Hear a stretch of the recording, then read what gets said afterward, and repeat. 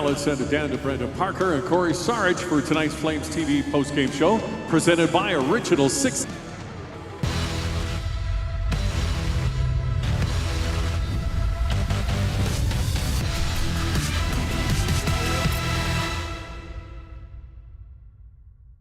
Up your game and celebrate things done well with the great taste of Original 16, official beer of the Calgary Flames.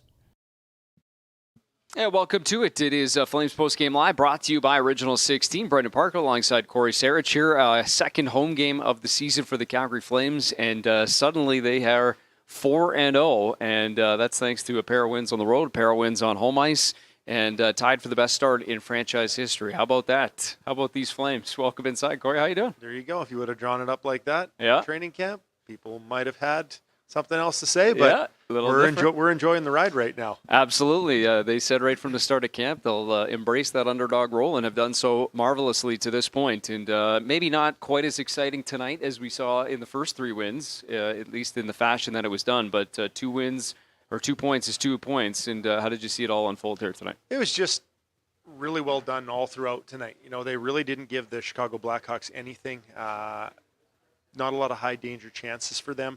Wolf was solid in net. I thought defensively, the Flames were very responsible again. They did a really nice job of looking after their own end. They managed the blue lines. I thought that the fourth line was a spark early, kind of getting everybody settled, getting everybody going. And you know what? It was just a solid effort all throughout their lineup. And you need it night in and night out in this league to win. And tonight it might not have been flashy. It might have been a little dull for the fans, but those games never hurt. Yeah, no question about it. And as we talked about, fourth line, big role in this hockey game as they were on Sunday night in Edmonton. And that's our cue to welcome in our guest, too, because Justin Kirkland stops by the desk. And perfect timing, just talking about this effort. And welcome to it. Congrats, another big effort from your group. And we'll get to the late block shots here in a minute, but maybe just first, kind of how it felt in terms of the way that this game developed and how you got it done here tonight. Yeah, I think it was a little, 3 games of 4 nights for us. It was a little bit sloppy to start, but we grinded it up. We found a way, and that's what matters. We got the 2 points, and just a big win for the guys. So we're all really happy. I didn't think that your line looked sloppy early. I thought that you guys were one of the bright spots out there tonight. Lombo was going early. You guys seem to have had some nice chemistry. Last game with Matthew Coronado, put in on that line yourself. Do you guys do a lot of talking? Is there a lot of conversing these days just to sort each other out throughout the game? Yeah, there's a ton of it. I don't know if you guys know Lombo too well, but that guy doesn't stop talking. So it's fantastic, the energy that he brings. I think it really gels our line together. And you saw him dancing on his toes, nice little spin around there from him. So I love to see that. It was great. That's a confident move. The goal you scored, that Matt scores, though, I mean, that's a classic, good shift line when you're talking about everybody gets a touch. I think Lomberg got it up to the point, and then Rasmus shot. I think you deflected the point shot. But just everybody, kind of getting in. Obviously, it was about 20 seconds kind of prior to that, too, that led to that goal.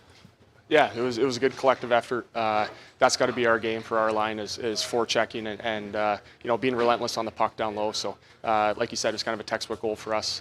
Fantastic way to see Matty get that goal is good for him and his confidence. You had a nice chance again tonight. You thought we were going to see 2 in a row tonight. Were you trying to go between the goaltender's legs on your opportunity? I was trying to take it far side, right to the far post, but he made a good save, kicked out his leg there. So maybe next time.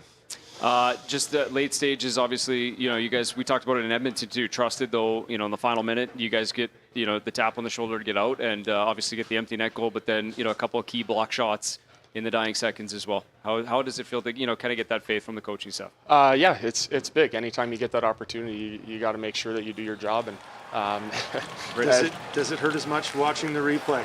No, honestly, it felt good. Honestly, it was awesome. Any way that I can help this team win. That's what I'm trying to do. So it was a blast of a night. Got another tough question for you. Lomberg says a lot. He comes to you right after your couple of big block shots there. What kind of words did he have for you at the end of that one? I don't know if I can say it on TV here, but there was some encouragement there. So me and him go way back. We got some good stories from over the years in Stockton. So he's a fantastic friend, great line mate. So love being out there with him at night. It was fun to see, and congrats on your effort tonight. Awesome. Thank you guys very much. Appreciate the time. Yeah, congrats on the win. Thank you. Justin Kirkland stopping by the desk, and you're good to go, bud. Appreciate the time, man. Yeah, thank you guys. Yeah, exactly. Listen, that was obviously we saw the goal, but then the block shots at the end, and just as you mentioned, that feeling. Obviously, it's going to a good cause. I'm sure it doesn't feel great in the moment, but the smile on his face says otherwise. So that's awesome. But it's a testament to the character so far in this team.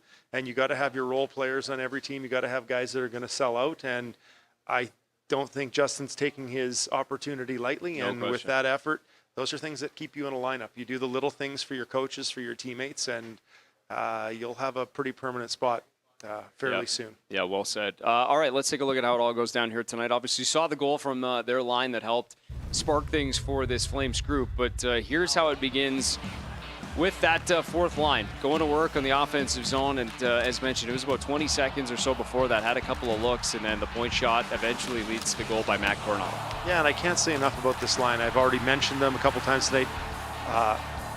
Lomberg had a couple of really nice passes to his line mates. I thought that Matt Coronado really stayed and played within himself tonight. He had some really awesome plays in the neutral zone that are so subtle that won't be recognized. But again, he's rewarded for his efforts tonight and playing defense on that fourth line. Didn't last long, though. About 10 seconds later, in fact, it was 10 seconds later, right off an offensive zone faceoff, and that is, speaking of textbook, a textbook redirect from Nick Foligno in front. Yeah, really nice shot. There's a little high screen there. I don't know if Wolf sees this puck and tracks it the whole way, but with those in tight tips, those are really tough saves for goalies. And you know what, you get a quick one right after you've got the lead. Sometimes teams can unravel. Sometimes, it shifts the momentum, but the Flames did a nice job of getting right back to work after this one. Yeah, they sure did. 1-1 after one, and then in the second period, this is the power play. They've already got the delayed penalty, so it's 6-on-4, and Huberdeau spots Kuzmenko calling for it in front of the net, and it's the shot pass. Kuzi with the tip. Yeah, and their first power play tonight for the Flames was, for lack of a better word, really ugly. Sure. And this time they were a little more organized. They had some opportunities before this, tired out the Blackhawks, and really nice look by Huberdeau there to see Kuzmenko going to the net. Kuzmenko wants it. He's calling for that tip, and great placement by Huberdeau. Nice touch by Kuzmenko. 2-1 at that point, and then this is the last goal, the only one needed, and it's the insurance marker from Coronado, who beats Connor Bedard down the ice and then deposits that into the awning cage, but a nice burst from Coronado off the bench. Yeah, there was a couple of in-tight plays with the goalie pulled there late in the game that raised a little bit of concern, but overall it was a pretty solid effort right to the bitter end, and a pretty lockdown third for the Calgary Flames as well. They didn't give them much. No, and maybe that's just as we, before we hear in the locker room, I know we're going to get some reaction here right away. But just the late stages of the game, I think one of the plays Jake Bean makes is with the game still a one-goal hockey game, and then obviously saw those blocks from Kirkland as well. But just the commitment to the defensive zone and commitment to doing the right thing in front of your own net. Yeah, really nice stick here by Jake Bean. Cross-ice pass. There's an empty net there. But again, it's good positioning. We see these blocks again by Kirkland, and it's a team effort in their own end. And you see urgency. You see the dedication, and those are great things. Defense is just hard work. It's all it is. It's a little bit of smarts, it's reads, but it's ultimately commitment. And Flames did a really nice job in all those departments. Yeah, no question about it. Let's get some reaction to tonight's hockey game for the first time inside the Calgary Flames locker room. Let's hear from Rasmus Anderson. Picks up another point here tonight on the first marker from Matt Coronado. Here's Rasmus Anderson now. They were pretty limited. What did you guys do defensively We played our system, and our system is that we reload hard and we don't give too much up. And except for the first period in Vancouver, I thought we've done an unbelievable job with that. And that's the reason why we're 4-0. And we work hard for each other, and we reload and we got each other's back. We block shots. I mean, you look at Kirky last shift. That's the character we have in this group. Talk about those block shots. Everybody in the third period, like you mentioned Kirkland, but there was Weegs, there was, everybody's doing that. What does it mean when you see guys doing that? Is it just up the buy-in from everybody? Yeah, I mean, it's a non-negotiable in our team, and it's just a non-negotiable, and the boys love it, and it builds character, and it builds that good team atmosphere, and we're having fun. We're having fun with each other on the ice and off the ice. Rasmus, in that second period to start the period, how instrumental was Wolf keeping you guys in that? Yeah, he's been great both games he played. I think both goalies have been great both games they play, and it's nice to see the competition back there, and both of them have been playing awesome, and I think we've done an okay job in front of them too.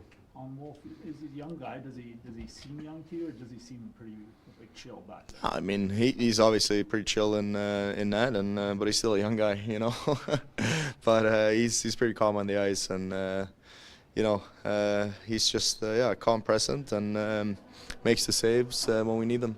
Raz, to have 11 different guys with the goal already this season, like you guys are kind of getting it from throughout. How does that feel inside the room, just knowing that many guys are kind of going? You know what, Wes? Feels great. Feels great. No, but I mean, it's as I said, it's we all work hard for each other, and when you work hard, you tire teams out, and I think our third periods have been really good in all 4 games we played, and we wore teams down. All right. All right, there's from Rasmus Anderson. Love that answer to Wes Gilbertson. Feels great. Yeah, I would bet it does. What about just what you've seen from number 4, though, this season? 6 points and team leader in the plus-minus category, too. I think what my favorite thing is, and again, we showed it a little bit during intermissions earlier tonight, the stare down that he had with some of the fans after scoring a couple of his goals in the past couple games. He's got his emotion back. He's got kind of that swagger that he's always been noted for. And he's edgy. He's funny in the room. He's got a great sense of humor. And I just think it's reflective of his play right now. And sure. That's nice to see. I feel like if I had one knock on Rasmus from last year, that was maybe missing at times. So again, stare down, yeah. Nice to see him.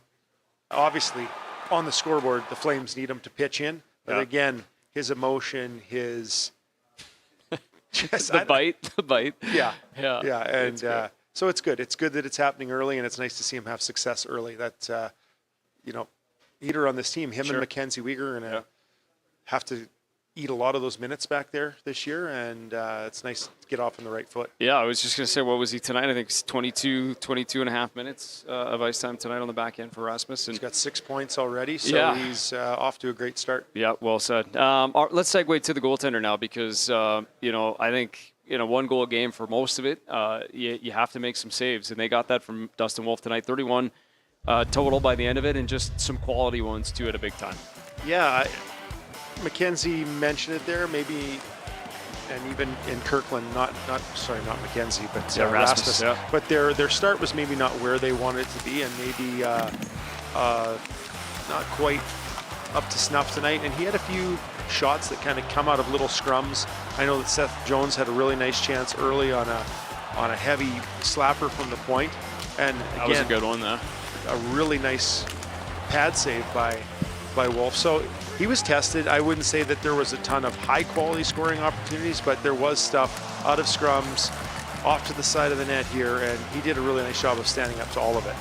Well, it's interesting because, a lot of conversation coming into this year was about, what that tandem would look like. And you obviously had Wolf, you had Vladar, and you're high on Devin Cooley as well, who starts in the American League. And now you got both goalies, 2 starts each in the first 4 games, and more importantly, 2 wins each. You got to feel pretty confident about that start for 2 guys who, haven't carried that load quite yet, and in the National Hockey League, but are getting a big opportunity and making the most of it here so far. I think this is an opportunity too, or a situation where these guys wouldn't mind if they're both going splitting the duties, and I'm sure that's probably what we're going to end up seeing a lot of this year. For now, yeah. Unless one of them gets really hot, but. Are we going to see the rotation stay the same? Is Vladar only taking road games and Wolf's going to play the home ones? Now all of a sudden Coach has just a little bit more to think about after these first 4 games. Eventually this 1 on the road, 1 at home schedule will end for the Flames, but it continues for now because the next game's back out on the road in Seattle, and then I think it's back-to-back home games after that. Let's hear from the first star of tonight's hockey game, Dustin Wolf, standing by now inside the locker room. What's it like out there when you see those guys in front of you putting their body on the line? Ras called it a non-negotiable for this team from a goalie's perspective. No, it's pretty motivating. I do it with gear on, but they do it with a whole lot of nothing. So it's pretty special, especially in the last couple of minutes there. Kirky, a couple of huge blocks. I mean, there were guys throughout the game that sacrificing their bodies, and obviously in tight games like that, you need sacrifices like that to win.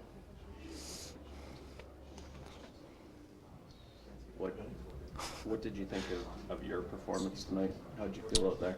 No, I felt great. I was seeing it well from early on, and I think there's extra motivation. You see a guy like Bedard over there, who's the next big thing. It's rewarding to go out there and shut him down. And at the end of the day, we're trying to get wins, and we're off to a good start.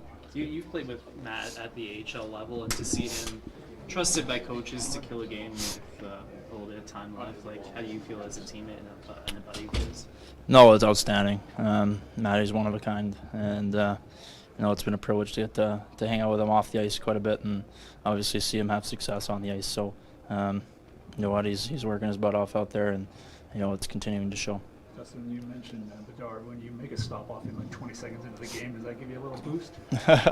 Yeah, I mean, the pre-scout on him is his shot's elite, right? He's very good at pulling it in and changing the angle, and that's exactly what he did. And I was just fortunate to be in the right spot. What can you say about guys like Kevin Ball and Braden Ball, who don't get the points, but in a game like this, they're making your life easier. They're blocking shots. They're closing gaps. What about those two in particular? It's incredible. Every single one of our D-men have been terrific out there. I've gotten to be around Pickle a little bit the last couple of years, but first couple of games with Baller, and those two have been outstanding, and obviously two really big acquisitions last year and in the summer, and I'm super glad they're on our team. The fact that you stopped Bedard 7 times tonight, that you wouldn't have known the numbers. No, I didn't. Does that just add to this, I don't want to call it a storybook, but this incredible start that you've had so far this year? Yeah, I mean, the objective is to go out there and stop as many shots as you can. It doesn't matter who's shooting them, but it's certainly pretty cool when you can, put a 0 up for that guy in the game. And he's going to score a heck of a lot of goals in this league, and if I can minimize as many less against us, then that's a bonus. You're kind of a perfectionist. Could these two starts have gotten any better than they have been? You know what? I think at the end of the day, when you win games, that's what you're looking for. I felt good in my 2 starts, and there's been a lot of positives to build on from my game, especially from last year. I thought I've taken quite a few big strides, and to come to the rink and feel good and help the team win games. That's what I want to do. Okay, thanks, Wolfie. Thank you. Thanks, Dustin.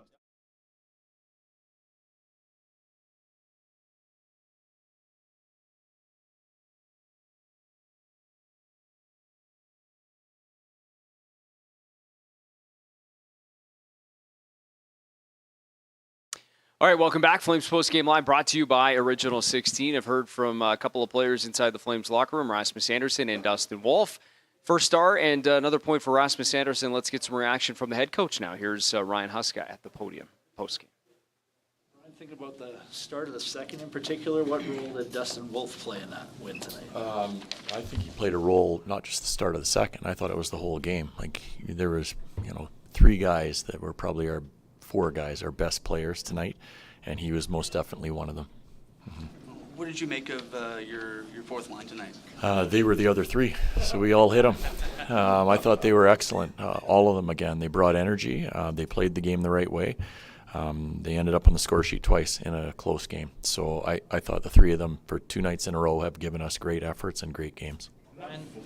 On that fourth line, kind of talked about Matt and maybe his role in that, but is that maybe on us to start changing the definition of what a fourth line is? It's not the same as it was 20 years ago? Well, it most definitely isn't, for sure. I mean, you don't see a lot of the same type of players anymore in that role. I don't know. The one thing with Matt, like when he has a night like tonight where he works the way he did and his feet are moving and he plays with a lot of energy, he's easy to bump up like later in the game because he played well, he played more. So I don't know. He's a guy that is committed to doing things the right way, and on that line, like we mentioned it this morning, Ryan Lomberg doesn't leave them a choice. That's how they play.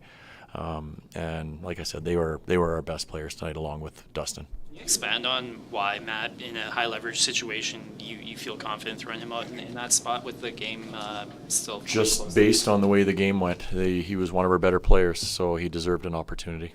Ryan, how How impressive is that for you at the end of the game to see Kirkland putting his body in front of numerous shots? You had a bunch of guys out there, but him in particular. That's a 3-1 game. At that time, the game's over. And that was one of the big things in the room that the guys were excited about, too. You see that. You saw Blake Coleman early on. We had defensemen trying to block shots late. That's important because those are the things that win you hockey games. So for Justin, it wasn't just one.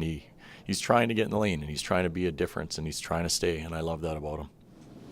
What did you make about your power play tonight? They sort of had the one that worked really well and one that not so much. Our 3 best players were our fourth line guys tonight, so they didn't do much. In a 2-1 game, guys like Kevin Ball and Braden Paul don't get on the score sheet, but how critical are those stay-at-home defensemen? You know, Baller, I probably should have put him in the category too because he was our best defenseman tonight, in my opinion. His reach is really good, and he's able to close quick on people, and when he's strong on pucks, he's a difficult guy to play against. So for a guy that missed most of camp, I think he's done a really good job early in the year, and they seem to, Raz and him are starting to find a little bit of chemistry, which was our hope when the season started, so hopefully they can continue to do that. Right, it's been 15 years, and it's only happened a couple times with this team. This franchise has started 4-0, and as you know, not a lot of people have given your group a chance to do that from the outside. So why is this group off to such a good start? Well, we've had goaltending. That's a start for us. We've had some timely goals that we've been able to score, and I think the guys are committed to playing the right way away from the puck. So we've become a harder team to play against where, hey, listen, last year we gave up a lot of odd man rushes early on in the season, and we were chasing a lot of games. This way I feel like it's the other way around. And when we do get ourselves loose, we've had some of the older guys that have really done a good job of reeling everybody back in. This will sound like a silly question, but you just explain the significance of having 11 different guys with goals at this point in the season and the way it's been kind of spread out. Yeah, well, maybe it's an indicator of the way we have to play. We have to use 4 lines and we have to use 6 defensemen because we're asking the guys to play a hard brand of hockey where they have to be skating all the time. So you can't rely on, 9 forwards, if you will. Everybody's getting an opportunity to play. So I think with that, some guys that maybe usually play lesser minutes are feeling a little bit more valued right now, and they're feeling they can be difference makers as well. And that's probably why we've seen multiple guys now on the score sheet. So 7 of Dustin's save came off Connor Bedard. Yeah. You touched on it post-game as he kind of, that was a challenge that he was up to. Is that part of his character that you see in Dustin? Sure. Whether it's one of the top players in the league, I don't know. It's just that's the way he is as a goalie. He was the best guy in junior. He's the best guy in the American League. That's the way he's wired. So if he has a chance to play against the best players and shut them out, then I think he's pretty geared to do that. Okay. Thank you, guys. Certainly was tonight. 31 saves for Dustin Wolf, and 7 of those come off the stick of Connor Bedard, who is not shy to shoot it here tonight. And Dustin Wolf was equal to all of those shots off the stick of 98 tonight. And as we wrap things up, I mean, we talked and joked a little bit off the top about expectations from the outside, but inside that room, I think they were pretty confident right from the start in terms of feeling like they were going to surprise some people, and they've done that through 4 games this season. How much confidence do you get out of a start like this, and how much can you build on it? I think it's incredible, actually. Like the longer this goes on, the better. It was a nice start for the Flames in preseason. They got a few under their belt. They got some wins because sometimes I know you don't put a lot of weight in preseason games, but having some success there is a little bit of a springboard. And then I can only relate to one other time in my life where I know we got off to a really good start. And that was my very last season in Denver. And we started off with, I think, 12 wins in our first 13 games. And we could do no wrong the rest of the season. I don't think we were really expected to be one of the competitive teams in our division, but we were, and it was all attributed to that start. So the more things you can do early, and the way that the Flames are doing it, they're doing it with great habits. They're not just blowing teams out or getting out there and run and gun games. They're playing some really, really smart hockey games. It can do wonders for you. Well, and as we've seen, it's hard to chase. It's hard to chase throughout the year, and so the more that the longer you keep yourself in a playoff position, the harder it is to get worked out of there. And I think that's a big part of that start, right? And there's also it's early in the season, but you start to look at the scheduling, and you got the Flyers on a back-to-back, sure, and then you got Chicago at the end of a long road trip here for these guys. Like they're just Start getting of the ready year. to go home, and those are games that good teams take advantage of. Yep. And I don't know if that factors into your preparation at all, but those are sometimes games you need to win, and these early points can only serve you well later. Yeah, well said. And Edmonton on a back-to-back too, but Calgary was as well, and they seem to have better legs in the third period of that hockey game as well. And maybe that's attributed a little bit to the hard camp, the high-paced camp that Coach Huska and his coaching staff put together, and starting to see some of the early benefits of that to this point. Thanks for doing it. Yeah, thanks for having me. Fun night here at the Scotiabank Saddledome, and for the Calgary Flames, 4-0 for the, well, I think it's the third or fourth time in franchise history, but it matches a franchise record. 4 wins to start the season for the Calgary Flames, and they do so with a 3-1 victory over the Chicago Blackhawks. The empty netter, courtesy Matt Coronado. The first goal of the game, courtesy Matt Coronado. He has 2 in a winning cause. Justin Kirkland, a part of the conversation. So too was the other part, the key part of that fourth line, Ryan Lomberg, as the Flames start to look ahead. Their next home game at the Scotiabank Saddledome comes your way on Tuesday night, back here at 6:45 p.m. Thanks for watching Flames Postgame Live, brought to you by Original 16. Look forward to seeing you right back here at the Dome a week from tonight.